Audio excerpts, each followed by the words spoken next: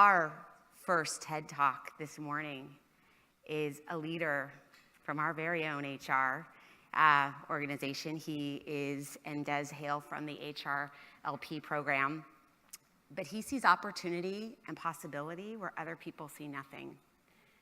And in doing that and sharing it with others, he's created exponential value for people in this organization. Please help me welcome to the stage Dan Corry. He is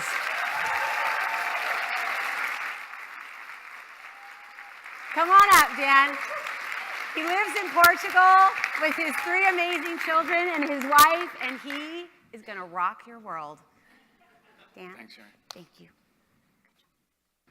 Hi, everybody. How's it going? So excited to be here. Yesterday was such a beautiful day, I think, and I'm really excited to talk to you about some of my favorite ideas, specifically evolution, the science of evolution, and our lives at Cisco, especially as they play out in what we call careers. So to build the bridge between these two ideas, what I'm going to talk about is my favorite thing to do when I interact with our Cisco leaders is the talent review. Really? I love talent reviews. I guess I'm a connector, right? So if I'm going to build that bridge, I want to start with evolution as a thing. And for me, evolution has always been kind of like a protein bar that you have to eat if you're going to do the heavy lifting of understanding the world, right? So it's a great kind of frame to look at. And I think in this room, probably everybody here uses the word evolution probably every day. We're always trying to evolve a leader's mindset, evolve a portfolio, evolve our own function. So I think it bears a little bit of scrutiny to look at this word evolution and go back to kind of what it really is. So I would posit this to all of you. Evolution and life with a capital L is actually a subscription service. And these diagrams that you might remember from school and from your children's school are actually renewal cycles, right? And the environment is the customer. And sometimes these renewal cycles only last a day, if we think about fruit flies or those types of animals.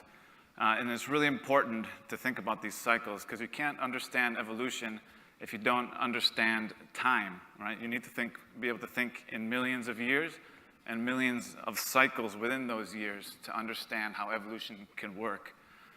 And actually I'm seeing Gene here and thinking about Scotland. It was actually the geologists that came before Darwin that basically opened up the idea that the Earth was millions of years old, and a lot of them were Scottish. And they were the ones who kind of set the table for Darwin to really understand that evolution was going to take a long time. Because evolution is actually kind of like a waterfall process in the engineering terms. It doesn't really see forward. No one told that crawfish or that crab, hey, if you were a little more red, maybe you wouldn't get spotted by the predators, or maybe if you laid your eggs over here, they wouldn't get eaten. Really, evolution is kind of like if I asked you to play a video game blindfolded and said, you know, you need to beat this video game, you might not feel comfortable doing that. But if I told you have like 4 million tries, then maybe you would be a little bit more comfortable doing that. So that's kind of how evolution has always thought to have worked, which is basically a blindfolded video game player with 4 million quarters or something like that. And it's always been kind of mind-blowing to wrap your mind around how could a lot of complex things like an eyeball or something be created through a process that's just this iterative algorithm, right? But it turns out that actually evolution is even more complex than that, because evolution is actually agile in the way that we talk about agile, because there is a feedback loop that's only recently been discovered. So to that end, I'd like to introduce you to the almond, which I think everybody knows pretty well. But there was a study recently done where they took a group of lab mice and made them fear almonds, made them want to avoid almonds. Not just huge almonds like this one, but tiny almonds too. And what is amazing actually about that study is that the next generation of mice were born fearing almonds. They knew to avoid almonds, which is just mind-blowing. And everybody, you could see what an advantage that would be to an animal like a mouse to be able to know what foods to avoid or what foods to eat. And this really just blew the lid off evolution. It's a total disruption to the field, and it's been going on for the last 5 or 6 years. It's called epigenetics. So complete disruption, nothing stays the same, everything is interconnected. To me, that sounds like Cisco, and that sounds like living at Cisco, right, and the lives that we support at Cisco. So that brings me back to the aha moment that brought me here on stage. I was preparing a talent review with my CX EMEAR leadership team, and I love the CX EMEAR leadership team because they love talent reviews. We do them all the time, at least quarterly, and we always can get at these different talent edges, right? So the talent edge that we were talking about that day was called, we even gave it a cool name, called the career cul-de-sac, right? So not everybody knew what a cul-de-sac was on the leadership team, so here's a picture of one from the beautiful Brand Exchange. This is a very California cul-de-sac. I think he may be eating some almonds at the moment. But a cul-de-sac is actually, it's a dead end, right? And the group that we were discussing in that talent review were grade 12 people who had maybe 10, 15 years of Cisco experience, and they weren't going to take that next step to grade 13 for whatever reason. Maybe they didn't want to, maybe they wanted something different. And we needed to create a whole talent review around how can we help these people move horizontally, right? And I think a lot of people in the room know that's very hard to do at that grade and that experience level, right? So as I was preparing for that talent review, I had this light bulb go off, and I was like, wait a minute. A cul-de-sac is actually a downstream implication of radial adaptation, which itself is a downstream implication of punctuated equilibrium.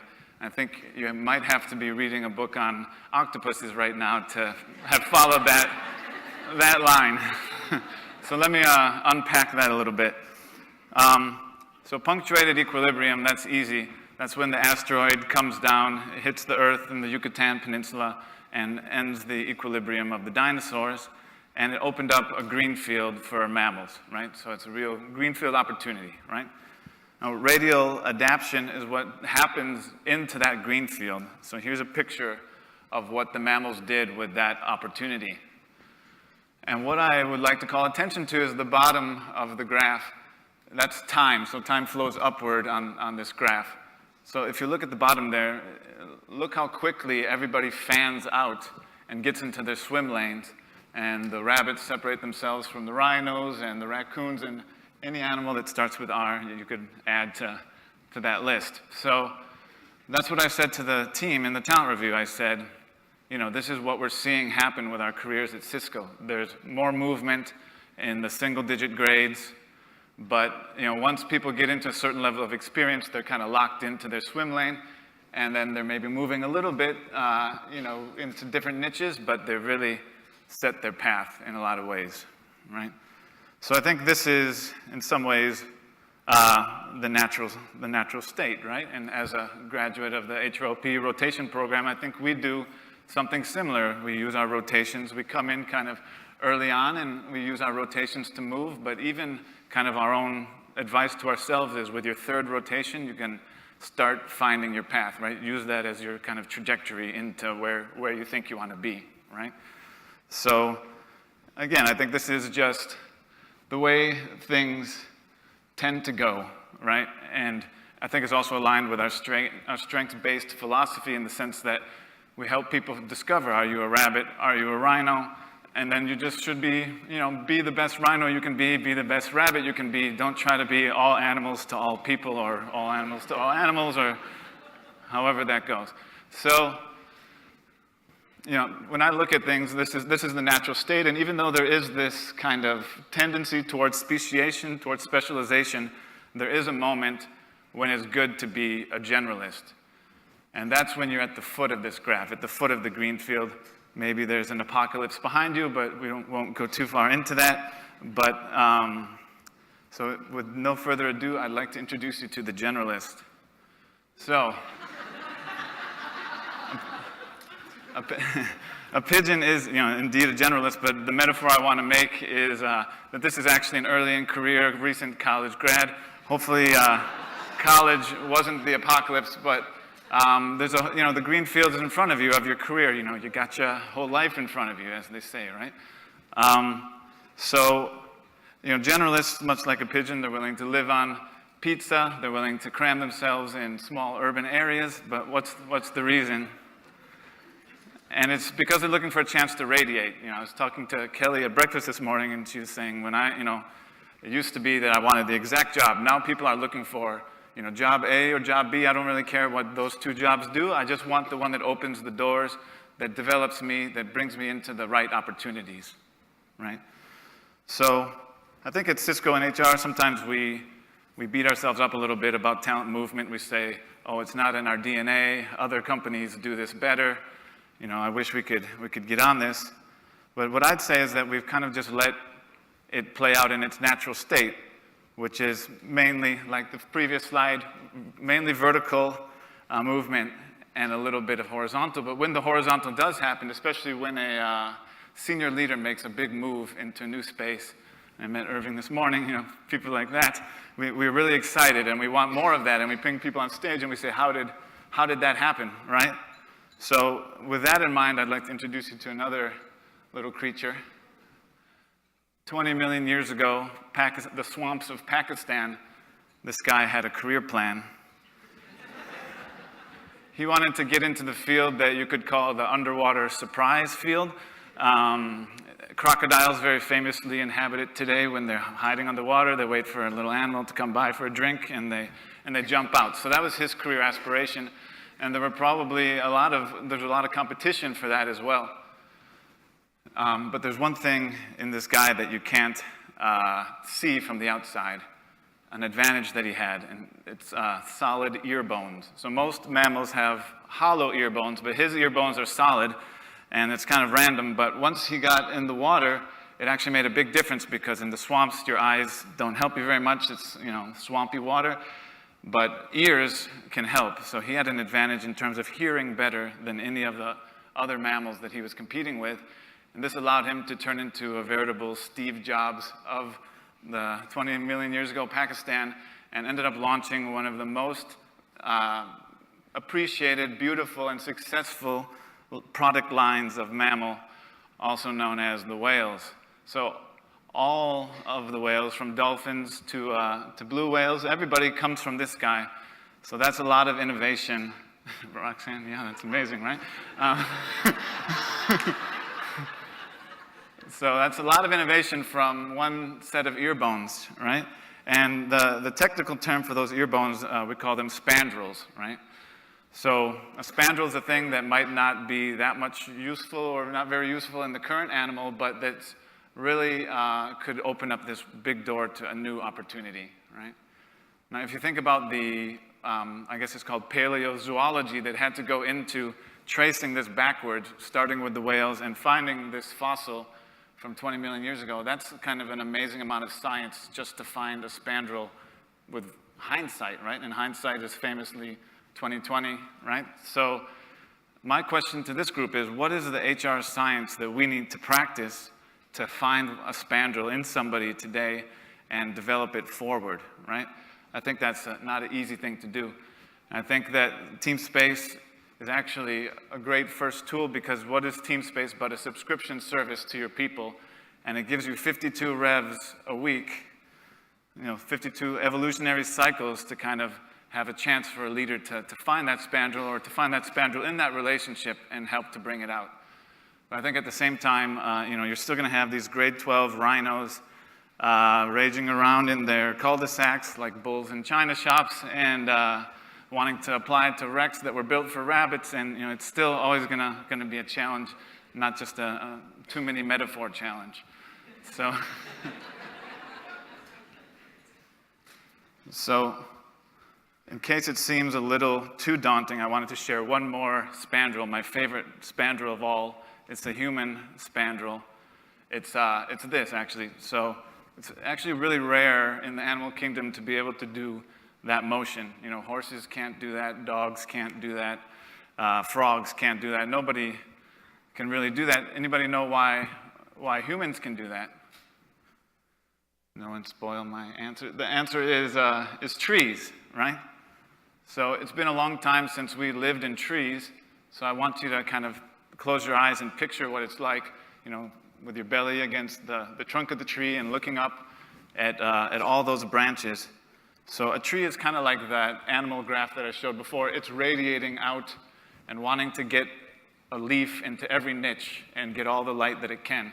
So we needed our shoulders to move like this so that we could grab a branch everywhere in that tree and move through those trees. We needed these hands, which are hands down the handiest hands in the animal kingdom. And we needed very keen eyesight to find those branches, because if you missed the branch while you're swinging, your subscription to life would not be renewed that day.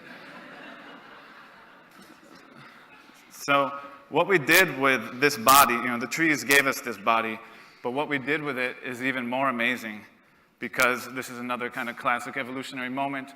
The earth cooled down, the jungles gave way to savanna, and what was full, kind of the fleshed out space of trees turned into empty space of the savanna. So what we did with our bodies, what our spandrel or our pivot was actually pretty amazing. We took the kind of motion of swinging through the trees and we turned it into a throwing motion, right?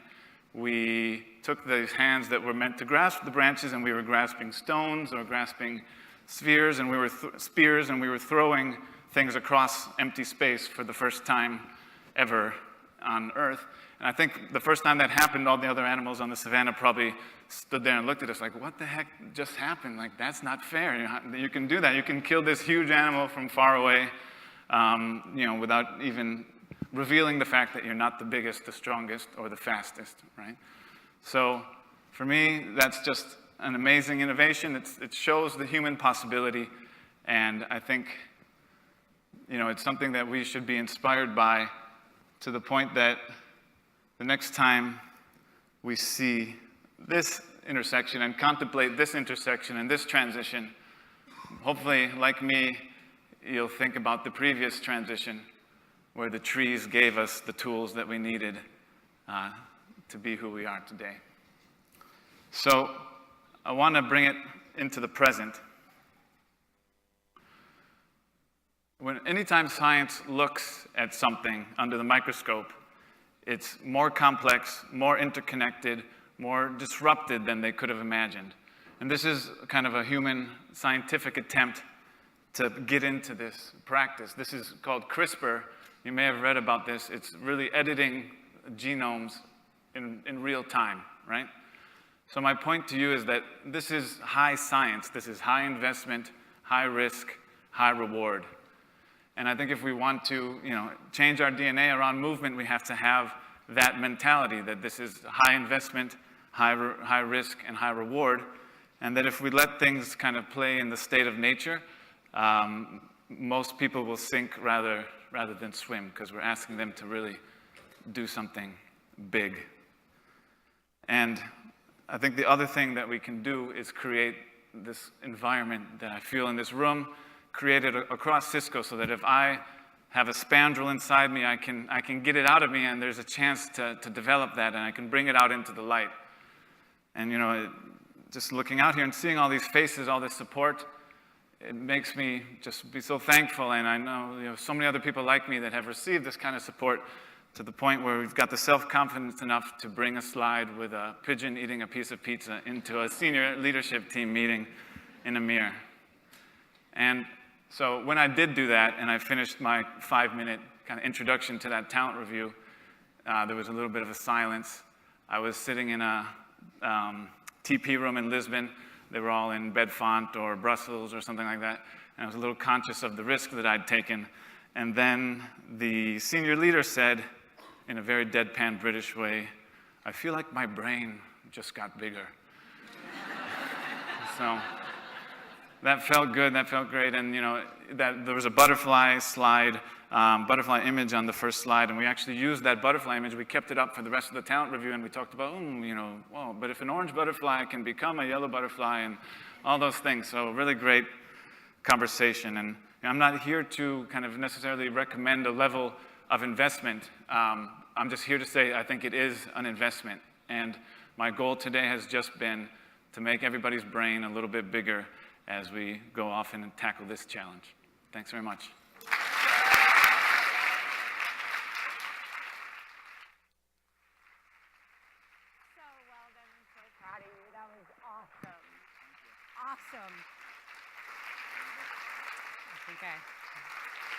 Okay.